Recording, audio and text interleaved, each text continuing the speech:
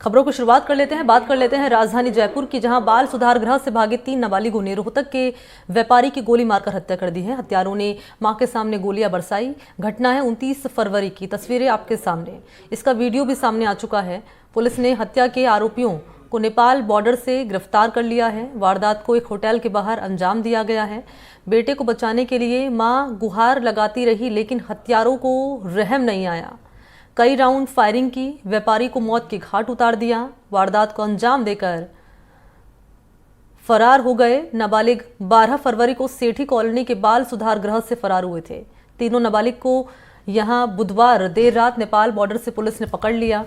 जांच में सामने आया है कि जयपुर से भागने के बाद रोहतक में एक व्यापारी की हत्या की थी। इसके बाद पुलिस लगातार इनकी तलाश कर रही थी। हत्यारे नेपाल भागने की फिराक में थे, तभी पुलिस को सूचना मिल गई। पुलिस ने आरोपियों को धर दबोचा। तो ये सीसीटीवी फुटेज उस वक्त का सामने आया है जब किस तरीके से आप देख पाएंगे कि व्यापारी को ताबड़तोड़ फायरिंग कर मौत के घाट उतार दिया। महिला चिल्लाती रही, रहम की गुहार लगाती रही, लेकिन रहम नहीं आया और वारदात को अंजाम देकर ये आरोपी फरार हो गए। पुलिस ने इन्हें पकड़ लिया है नेपाल बॉर्डर से। नेपाल भागने की फिराक में थे। ये वही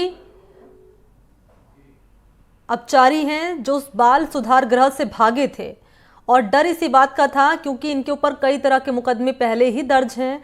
और वही मंजर सामने आया है जिसका अंदाजा, जिसका अंदेशा दरअसल लगाया जा रहा था। वारदात को अंजाम दिया गया है। सहयोगी सोमू इस वक्त मेरे साथ ज्यादा जानकारी लिए मौजूद हैं। सोमू, इसी बात का अंदेशा जताया जा रहा था इन बाल अपचारियों की ओर से, क्योंकि इनके ऊपर पहले से ही कई मामले दर्ज हैं, और हुआ भी वही। ये बाहर निकले और वारदात को अंजाम दे दिया। हालांकि इन्हें पकड़ लिया गया है। जी बिल्कुल, जब देखिए, जब ये आरोपी ये जो बाल अपचारी हैं, ये सभी जब फरार हुए थे तभी से बहुत तरह की बातें हो रही थी, और खास तौर पे उसमें से एक जो अपचारी है, बाल अपचारी, वह उसके संबंध जो है वो लॉरेंस गैंग से बताए जा रहे थे, क्योंकि वो जी क्लब की फायरिंग में भी शामिल था। तो जाहिर तौर पे, और उसे ही उस पूरी घटना का, जब ये लोग सब लोग फरार हुए वहां से, तो उसे ही उस घटना का मास्टरमाइंड बताया गया था। क्योंकि तुरंत जैसे ही ये सब लोग फरार हुए उसके बाद ही पुलिस बहुत एक्टिव हुई और कई अपचारियों को पुलिस वापस लेकर के आई, लेकिन कुछ अपचारी जो है वो पुलिस की गिरफ्त से दूर रह गए, जिसमें वो जी क्लब की फायरिंग में जो आरोपी बाल अपचारी है वह भी शामिल था। उसके अलावा जो कुछ और भी बाल अपचारी शामिल थे। इन लोगों ने जो घटना है 29 फरवरी की, उसको अंजाम दिया, और हम देख सकते हैं सीसीटीवी फुटेज की किस तरह से इन्होंने फायरिंग की है। और जब वो उसकी माँ जो व्यापारी है सचिन, उसकी माँ जो उसे बचाने की कोशिश करती है, तो उस पर भी फायरिंग की जाती है। जाहिर तौर पे अब एक बहुत बड़ा सवाल ये आ गया है कि क्या इन्हें अभी भी जो बाल अपचारी के तौर पे जो इन्हें संरक्षण मिलता है ताकि इनमें सुधार हो सके और इन्हें मुख्य धारा में शामिल किया जा सके, क्या वह सुविधाएं और वो संरक्षण जो है अभी भी मिलना चाहिए, क्योंकि इनकी जो पूरी प्रवृत्ति है वो उसी तरह से आपराधिक हो चुकी है।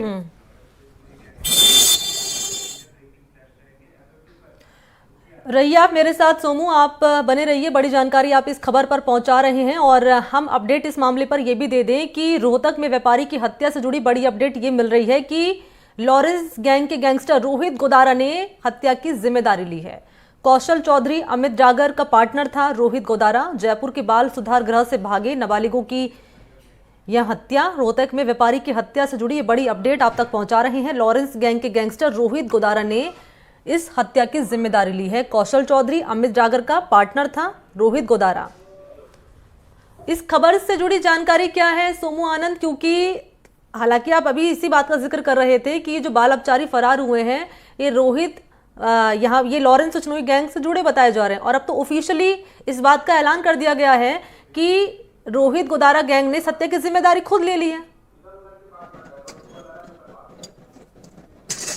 जी बिल्कुल, देखिए साफ तौर पे उन्होंने फेसबुक पर पोस्ट करके इसकी जिम्मेदारी ली है, तो साफ हो गया है कि जो अपचारी भागे थे और जिन्होंने हत्या की उनके संबंध कहां तक हैं।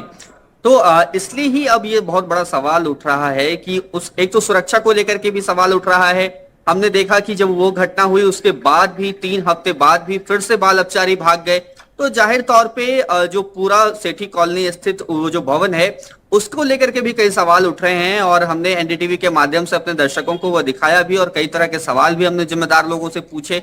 लेकिन उसे अविलंब ठीक करने की आवश्यकता है, उसमें अगर देरी होती है तो ऐसी और भी घटनाएं सामने आ सकती हैं। लेकिन इतना जरूर तय है कि जो बाल अपचारी वहां पर जाते हैं, जिनके लिए ये कोशिश होती है कि उन्हें मुख्य धारा में वापस लाया जा सके, उनकी ट्रेनिंग उस तरह से होती है, वहां पर उस तरह की व्यवस्था होती है, लेकिन ऐसा हो नहीं रहा है। बल्कि जो बाल अपचारी वहां पहुंचते हैं उनमें जो आपराधिक प्रवृत्ति है वो और ज्यादा बढ़ रही है, ये हम साफ तौर पर देख पा रहे हैं। ये कौशल चौधरी और अमित डागर का नाम जो सामने आया है, ये बाल अपचारियों का नाम है क्या? जी नहीं, ये बाल अपचारियों का नाम नहीं है। ये जो लॉरेंस गैंग से जुड़े हुए जो लोग हैं उन्हीं में से कुछ लोग हैं ये। तो कौशल चौधरी अमित डागर का पार्टनर था रोहित गोदारा, और साफ तौर पर इसने ये कह दिया है कि जिस वारदात को अंजाम दिया गया है ये लॉरेंस बिश्नोई गैंग से जुड़ा हुआ बताया जा रहा है। जब इस तरह की घटनाएं पहले ही सामने, जब ये अंदेशा पहले जताया जा रहा था कि जो बाल अपचारी फरार हुए हैं ये लॉरेंस बिश्नोई गैंग से जुड़े हुए हैं, तो पहले ही क्यों नहीं मुकम्मल तैयारियां कर ली गई हैं? जी बिल्कुल, यही सबसे बड़ा सवाल है कि आखिर ऐसी क्या स्थिति थी कि जब पुलिस को और पूरा जो संरक्षण आयोग है वहां के सदस्यों को और जो केंद्र है बाल सुधार गृह वहां पर भी जो लोग मौजूद हैं उन सबको इस बात की जानकारी थी कि इसमें कुछ ऐसे भी बाल अपचारी हैं जिनके संबंध क्रूर अपराधियों से हैं, गैंगस्टर्स से हैं। तो ऐसे में सुरक्षा को लेकर के लापरवाही बरतना ये अपने आप में बहुत बड़े सवाल खड़े करता है, और ऐसा दिखाता है कि ये जो है वो सिर्फ एक लापरवाही नहीं है बल्कि इसके पीछे नेपाल बॉर्डर से जब इन्हें पकड़ लिया गया है, है, क्योंकि नेपाल बॉर्डर भागने की फिराक में ये थे, अभी पूछताछ में क्या बता रहे हैं? ये देखिए अभी इनसे पूछताछ हो रही है और इनसे ये पता करने की कोशिश की जा रही है कि आखिर जैसे ही ये निकले हैं तुरंत में इन्हें आदेश कैसे आया और ये कहां कहां गए। यहां से निकल जयपुर से जब ये फरार हुए उसके बाद ये कहां कहां गए, और भी कोई घटनाएं ऐसी हुई हैं या फिर और किसी घटना की सूचना इन्हें दी गई या इन्हें और कोई टारगेट दिया गया, इन सभी चीजों पर पुलिस जो है वो जांच कर रही है, पूछताछ कर रही है। अच्छा, क्योंकि बाकी जो बाल अपचारी थे सोमू आनंद वो भी फरार हुए थे, सिर्फ एक का नाम ही सामने आ रहा है कि ये लॉरेंस बिश्नोई गैंग से जुड़ा हुआ है, या पूछताछ में ये भी सामने आया है, कार्रवाई में ये भी मिला है कि जो कहीं कुछ और बाल अपचारी भी जुड़े ना हो लॉरेंस बिश्नोई गैंग से, जो बाहर अभी फरार चल रहे हैं, वो इस तरह की वारदात को अंजाम ना दे डाले? जी देखिए, पूर्व से सिर्फ एक ही ऐसा बाल अपचारी था जिसके संबंध लॉरेंस बिश्नोई गैंग से थे, क्योंकि उसने जयपुर स्थित जी क्लब पर फायरिंग की थी। लेकिन उसके बाद जब वो सब लोग एक साथ मिले और वहां पर बाल सुधार गृह में रह रहे थे तो जाहिर तौर पे उन सबकी आपस में बातचीत होती होगी और इसी से कुनबा बढ़ा है। और जब दूसरी बार जब वो फरार हुए वहां से निकलने के बाद, तो फिर लॉरेंस बिश्नोई गैंग ने उनमें से कुछ और को चिन्हित करके नई जिम्मेदारी दी और ये हत्या की है सोमू आनंद, इसके पीछे की वजह क्या है? या क्या सोची समझी साजिश थी? लॉरेंस बिश्नोई का ऊपर से ऑर्डर था, उसके बाद ये वारदात हुई है? क्या इसके पीछे की वजह बताई जा रही है हत्या की? देखिए, इसके पीछे की सबसे प्रमुख वजह जो बताई जा रही है वो ये कि जिस व्यापारी की हत्या हुई है उसकी जो संलिप्तता है वो ऐसे लोगों के साथ थी जो इस गैंग के विरोध में काम करते हैं। ये सबसे बड़ी वजह बताई जा रही है। और हालांकि ये चीजें जांच में साफ हो पाएंगी कि क्या उसके कोई संबंध थे या नहीं थे, ऐसा सिर्फ कहने को कहा जा रहा है, तो इस पर पर्दा उठना बाकी है। लेकिन फिलहाल के लिए जो फेसबुक पोस्ट से रोहित गोदारा ने जिम्मेदारी ली है उसके जरिए यह बताने की कोशिश की गई है कि उसके संबंध जो है वो ऐसे लोगों से थे जो रोहित गोदारा गैंग और जो लॉरेंस बिश्नोई गैंग है उसके खिलाफ काम करते हैं। किसी तरह की कोई कॉल डिटेल मिली है जिस व्यापारी की हत्या की गई है? कोई कॉल डिटेल मिली है? छानबीन में क्या बातें सामने आ रही है? क्योंकि फुटेज में हम देख पा रहे हैं व्यापारी के साथ साथ महिला भी, यानी उसकी वाइफ भी वहां पर मौजूद है, जो चिल्ला रही है कि लेकिन यहाँ पर किस तरह से वारदात को अंजाम देकर ये अपचारी फरार हो जाते हैं। व्यापारी की वाइफ क्या कह रही है पूछताछ में?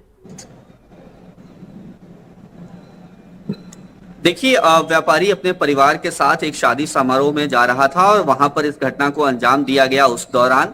तो जाहिर तौर पे अभी पुलिस जब जांच कर रही है, क्योंकि ये घटना जो है वो 29 तारीख की है, वीडियो इसका देर से सामने आया है और यह भी देर से सामने आया है कि इसमें ये लोग शामिल थे। जाहिर तौर पे पुलिस कई बिंदुओं पर जांच कर रही है, जो खासतौर पे फेसबुक पोस्ट के जरिए बताने की कोशिश की गई है। पुलिस की जो जांच है वो उन बिंदुओं पर भी केंद्रित है कि जो व्यापारी है जिसकी हत्या हुई उसके संबंध कहां और किन किन लोगों के साथ थे, उन सभी बिंदुओं पर पुलिस जांच अपनी कर रही है।